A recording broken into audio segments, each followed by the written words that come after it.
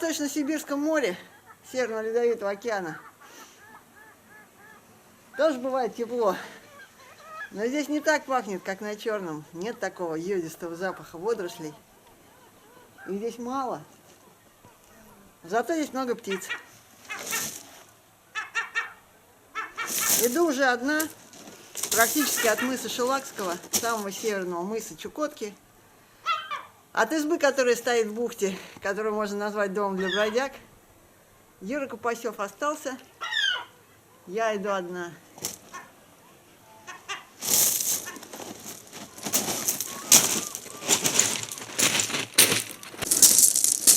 Вот такие здесь галечные пляжи. Иногда скалы выходят к берегу. Идти легко. 5 июля. 70-я широта. Птичий базар.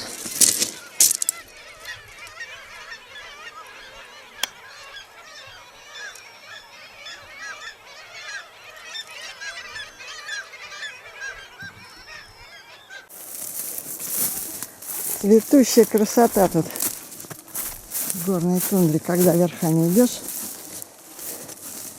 Но в основном камушки, конечно. Идти легко. Комары в основном сдуваются. Вон бухточки. Еще избушка. Здесь на побережье океана не пропадешь. Ну, это уже Чунская губа, не совсем океан. Вот такими плоскими вершинками. Все в распадке, надо спускаться. А вон же гора Янранай, отдельно стоящая сопочкой под ней. Бывший поселок Янранай.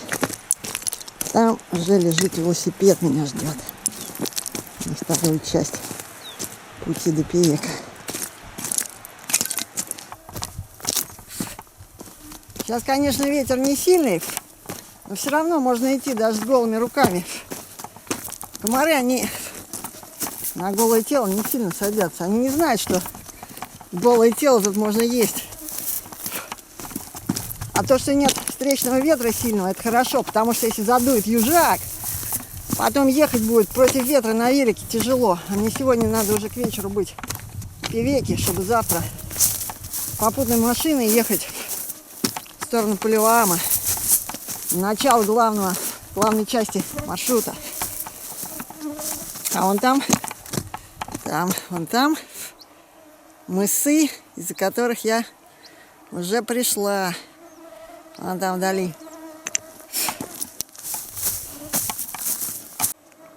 Пустынная дорога из Янраная в Певек. Здесь 36 километров.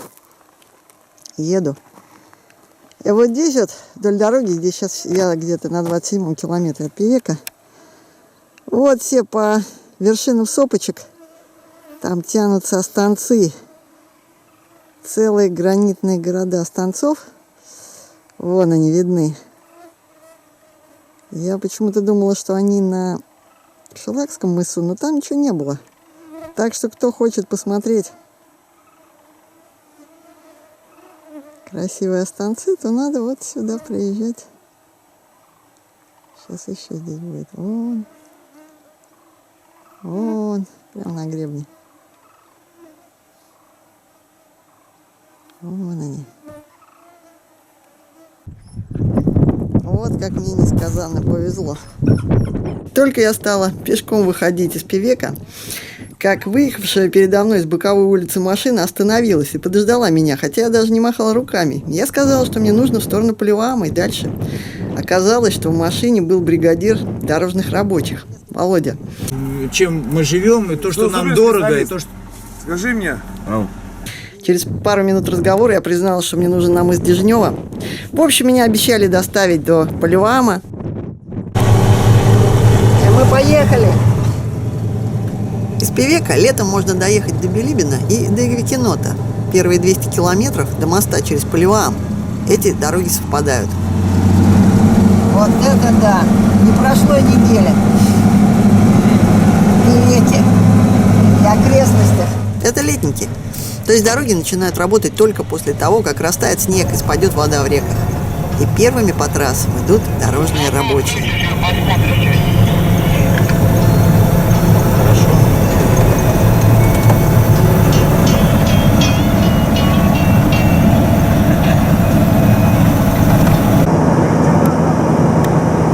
90 километров мы ехали весь день. Наступила ночь. Мы ехали, останавливались и снова ехали. И было так здорово. 90 километров, казалось бы, небольшое расстояние. Но машины были не новыми. Поломки, проколы. Да и с тяжелыми прицепами, с топливом, с домиком-балком забираться в гору получалось не быстро. А дорога здесь – постоянные подъемы и спуски. Что, Юр, скажешь? Чукотка — это сила.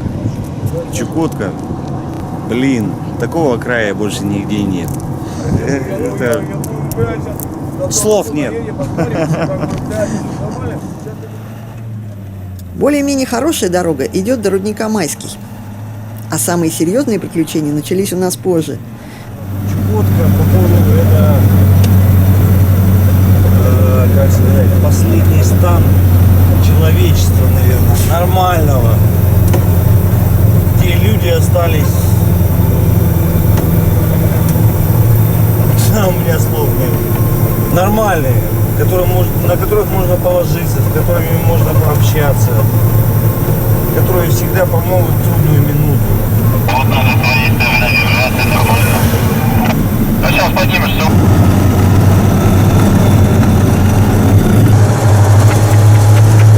Проехали Майский. Приближаемся к развилке на Билибино и Ледяно. Рудник Майский под горой, мы объехали его кругом, вокруг другой сопочки.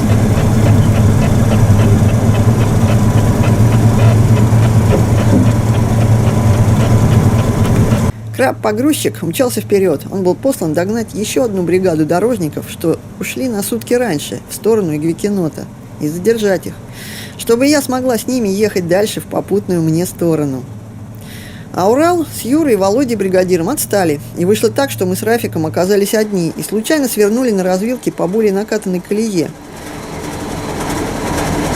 Кажется, сопочки небольшие, а вон какая машинка-то маленькая.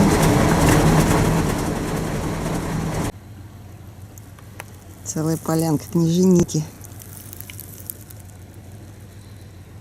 Спустились к широкой долине Поливаама, но то, что мы едем не туда, поняли, лишь проехав пару бродов проток с единичными следами протекторов на дороге. И лишь когда от нас убежал олень, мы развернулись обратно. И вот на подъеме в крутую гору, по-моему, там стоял знак 15 или 16 градусов крутизны. Таких раньше у нас не было. Мотор начал чихать, и казалось, он может вот-вот заглохнуть. Машина еле двигалась рывками. Вершина горы приближалась очень медленно.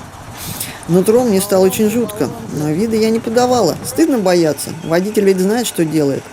Да и к тому же, ладно двигатель, главное, чтоб тормоза не отказали. Наивная. Тогда я не знала, что работа тормозов напрямую зависит от работы двигателя. Двигатель отказал на спуске, а я еще не понимала, чего это Рафик въезжает в склон. Только вечером он признался мне, что тогда на подъеме уже думал, что ну ладно он, но ведь Балок загубит, Маринку загубит. И мы выехали. Оказывается, на этот склон заезжали только КАМАЗы с щебенкой из карьера. После смены аккумулятора Урал проехал совсем немного. В общем, до 0 километра, до моста через Поливаам, мы так и не дотянули.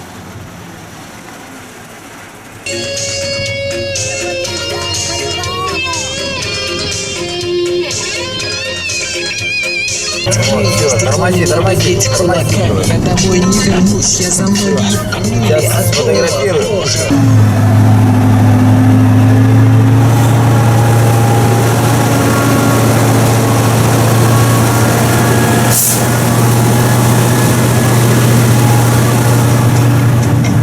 Одна из проток Поливаама. Основного русла дальше, там мост. Здесь базируемся. Поливам не идем. Вода рядом. А там, блядь, надо спускаться. Да?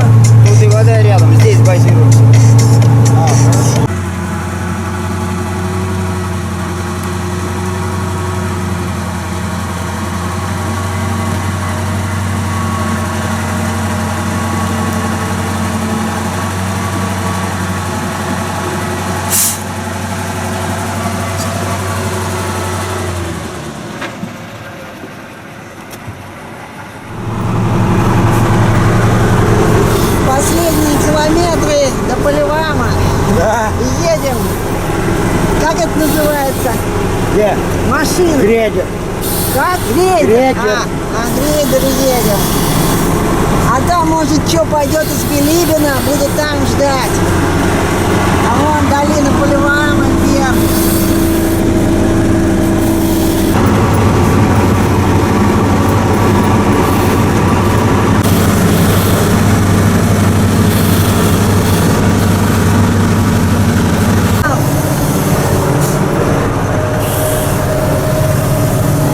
Единственный мост через реку.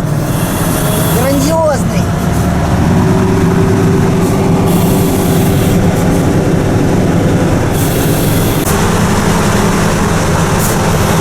Чудесные просторы.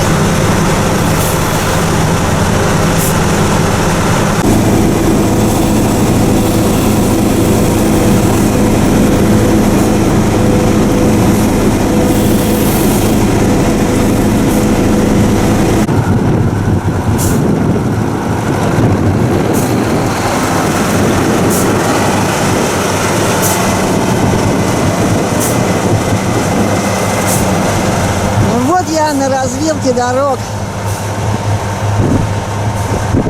С Билибина могут машины пойти, могут из Певека. Но говорят, пойдут еще не скоро. Вон там мост через Поливаем. А вон там впереди мои горы, куда мне нужно попасть. Итак, я нахожусь на нулевом километре трассы. Здесь развилок из Певека на Игвикинот и из Билибина туда же на Игвикинот. И еще там чуть дальше, это вверх по Поливаему, там развилок на мыс Шмидта, на прииске Полярный, Комсомольский. Мне нужно хотя бы до развилки на Игвикинот, и потом я уже тогда смогу идти дальше по своему маршруту. У меня первый пункт, это мне надо дойти до Пиктемеля, до реки Пиктемель.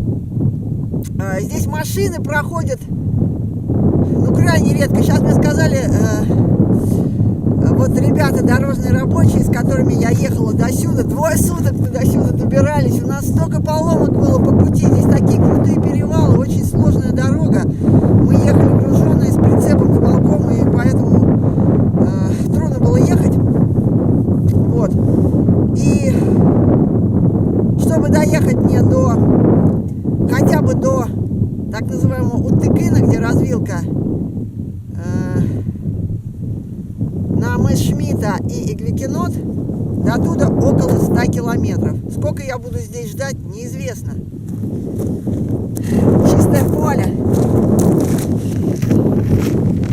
Ребята, дорожники, с которыми я ехала, не доехали до сюда. Там сломался у нас Урал. Они стоят, ну, наверное, километрах 3-3,5 отсюда. В случае чего я к ним в гости сбегаю, там за мостом, за Поливаемом. Вот, а туда дорога на Билибина. Может быть, оттуда машины пойдут, хотя, как мне ребята сказали, из Билибина вряд ли пойдут, потому что еще туда дорожники не прошли.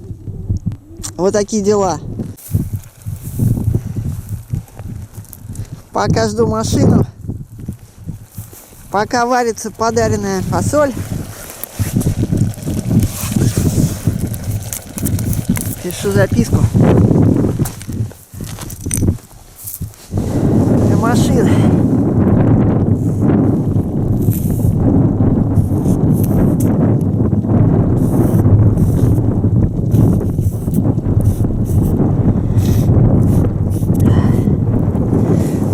На Пиктемель, короче говоря, чтобы остановились, если я уйду в это время. Уже вторые сутки сижу на этом перекрестке, одна денешенька. Никаких машин нет и в помине. В 4 утра меня разбудили крики. Выскочив в туман, я увидела радостных людей. Это были чукчи-оленеводы. На квадроцикле они ехали из бригады, из тундры в Певек. И, конечно же, поинтересовались, кто там в палатке, жива ли я, здорова.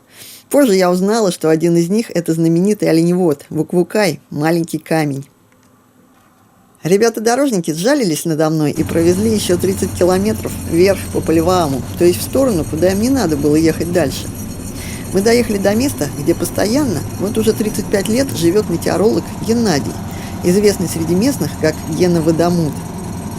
Раньше здесь был водомерный пост, метеостанция, где измерения проводились людьми. Теперь тут стоит автономный метеокомплекс АМК, который посылает метеоданные по спутнику. Вот такая здесь метеостанция, в таком месте классно. Что, собака? Ай. Ого, какой ценный груз несу. Тут уже наловили рыбу. Наверное, поляки когда были. Я как раз только что проверил сетку, спиннер сам кидал, не помню. Разделывать рыбу, а не можно? Ну, я же у них спрашиваю, потом чай пить туда-сюда. Их 5 человек, 2 побоялись икру есть. Ну, ни разу не ели, вдруг это пронесет там дороги, это все. А остальные ели. Я сейчас, как у вас говорю, доступно, в принципе, это. Ну, красная рыба, там, икра. Ну, как сказать, есть в магазинах, но не для простых людей, не по карману просто. Но Геннадий уже настолько прижился в этих местах, что не может покинуть метеостанцию. Живет и поддерживает здесь образцовый порядок. Часто с ним тут бывает и его сын. Здесь есть чем заняться, техники много. Нужно поддерживать в рабочем состоянии. Плюс рыбалка неплохая. «А что в Певеке делать?» – спрашивает Сергей.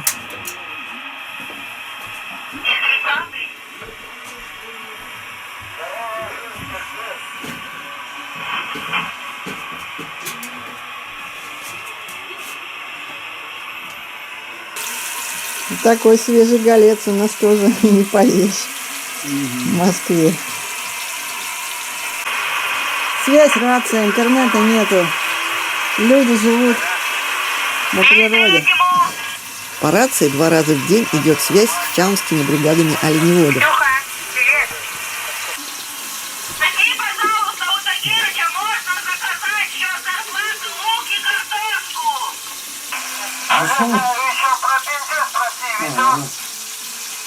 Когда мужики узнали, что от медведя у меня только сигнал охотника, пульки ракеты, которые навинчиваются на ракетницу «Карандаш», Сергей по указанию отца наладил и подарил мне гранату от медведей.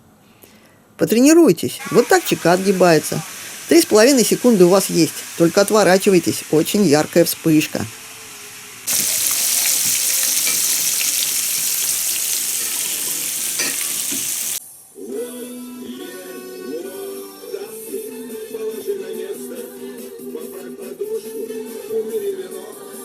Не, ну вот сейчас просто она обычная речная вода. Потом промывать просто водой. А потом солить уже тоже лук.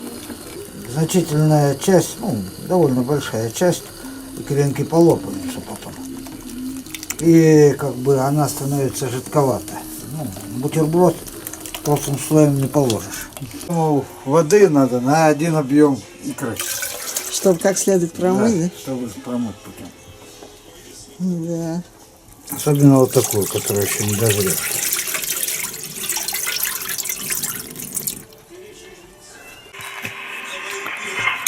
Икра и печенка, это, конечно, хорошо. Но лучше в машину пошла. А то здесь можно... Это я пишу. Говорю, хорошо, печенка, икра. Олесь, повтори, а то я прослушал. Как у нее у ребенка здоровье? Ну а как мы входим в жизнь, как в мореный дуб ножи, чтобы на свадьбу с топором, чтоб цыганный подром. Сейчас поедем. Особо не крутится, но хоть волочиться будет. Что ж по дороге мне тут? Без колес, что ли, идти? Тележка на дороге, конечно, хорошо, но вброд ее таскать не очень. А вообще, конечно, главное удобно взяться. И тогда можно и вброд. Более-менее. Я бросила тележку и иду по дороге вдоль Поливаама. По дороге, по которой машины проезжают в лучшем случае раз в неделю к самолету. Но это их еще не было. Вернее, прошла одна какая-то машина, вот 5 дней назад. Они меня не взяли. Какие-то мне сказали ребята, что это не местные, потому что так здесь вообще не принято поступать, чтобы не брать человека в таких местах, где машины ходят. Ну, вообще очень редко. Дорога-то хорошая, конечно, но грустно идти по дороге с тяжелым рюкзаком, когда можно по ней ехать. Но сидеть уже невозможно, поэтому я иду. Ну, красиво здесь. Фу. Комаров нет, потому что прохладно. Что идти, в принципе, легко. Отошла я от метеостанции на 10 километров. Встала рядом с дорогой, все равно придется ждать попутку. По пути поймала хариусов в маленьком ручье. Отварю уху. Погода наладилась вообще. Небо ясное, а то вчера снежок шел ночью, вечером поздно. Сейчас ветер прохладный, но уже руки еще хочется в перчатки надеть, но не всегда. Сейчас, наверное, плюс 10, наверное, есть, а может меньше. Комаров нету. Там Поливаам течет. Солнце здесь за полярным кругом не заходит. Оно лишь прячется за низкие сопочки. Освещение обалденное, красиво очень. Вот оттуда я жду машину. Вот моя палаточка уже в тени сопки. Время 22:51. В тундре печка-щепочница горит. Го-го, как здесь такие ветра, надо защищать от них. Никаких дырок лишних, никаких колосников не нужно. Сейчас посмотрим, за сколько закипит. И не надо городить такую сложную конструкцию, как вешало такое, если надо быстро чай скипятить. Угли долго не остывают, нашла еще применение. Маленького хариуса можно закоптить. Попробую. А чай за 7 минут закипел в кружке. Мне повезло очень неожиданно. Машину я надеялась увидеть лишь на следующий день, день рейса самолета с материка. И в 11 вечера уже спокойно легла спать, как послышался шум мотора. Выскочив к дороге босиком, я отчаянно замахала руками. «Возьмите до Пиктемеля, мне очень нужно!» «Ты что, один парень?» – удивился водитель. «Одна, я женщина!» – на всякий случай уточнила я, чтобы меня точно уже взяли. Не то, что предыдущие, которые не взяли и так и не поняли, что я представительница слабого пола. Однако старатели артели «Шахтера», а это были они, оказались очень отзывчивыми людьми. Они взяли бы здесь любого человека. И вот мы едем не только до развилки на Гвикинот, а даже прямо туда, куда мне нужно, в сторону мыса Шмидта, через реку Пиктемель. Фантастика! Получилось, что я добираюсь по дорогам 400 километров почти неделю. Это был первый рейс по этой дороге на прииск. До этого вода в реках была еще слишком высокой. Водители забивают вешки на берегах, которые маркируют место брода. Мне рассказали, как в прошлом году машину на переправе залило, и людей вытаскивали на веревках. Поздней ночью мы остановились на отдых. Светило незакатное солнце. И весь остаток ночи я проболтала со старателями. Когда еще теперь я увижу людей? Мы переехали в Поливаам. И теперь приближаемся к Пиктемелю по этой великолепной дороге. Впереди уже виден острый пик топографов, а слева гора Матросова. Мы между ними поедем. Вот тут.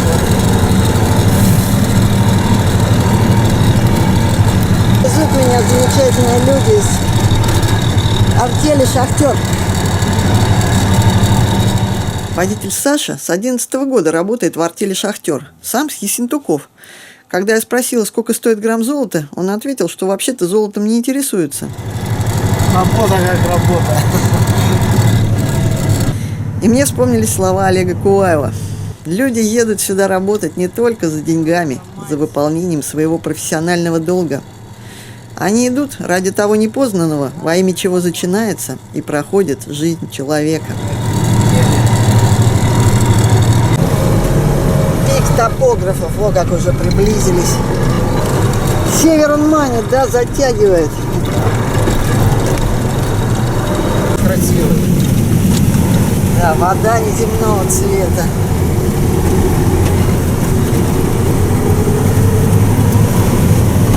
Вот такие здесь дороги за полярным кругом далеко.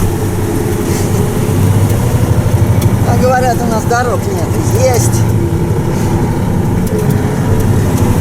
До самого Северного Ледовитого океана можно доехать.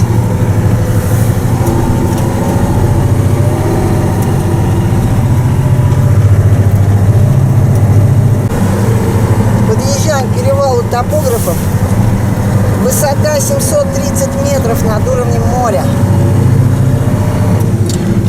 Такой пологий перевал. Будет еще дальше перевал. Я не знаю, как он длится, что за перевал. А там еще какой-то другой будет. А сейчас Около Пихтемеля. до мыса Дежнева еще больше 1000 километров не идти. Так что пока можно расслабиться.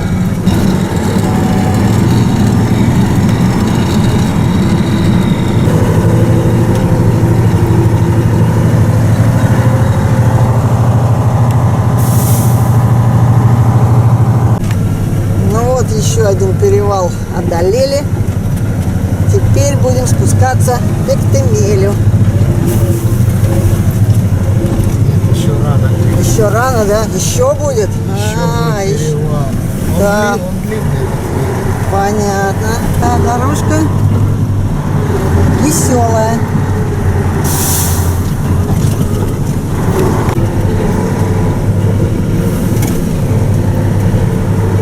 Это фантастика. Мы подъезжаем к тому месту, где ровно 20 лет назад проплывала по Пихтемелю с его верховьев. Надо же.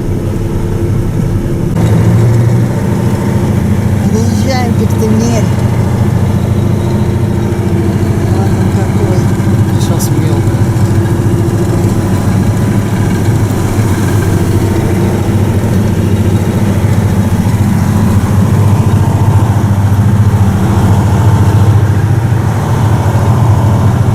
Ну что, нормально?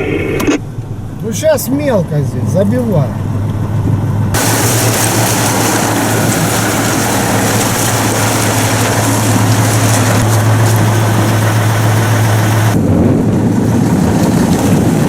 Спасибо вам. Спасибо.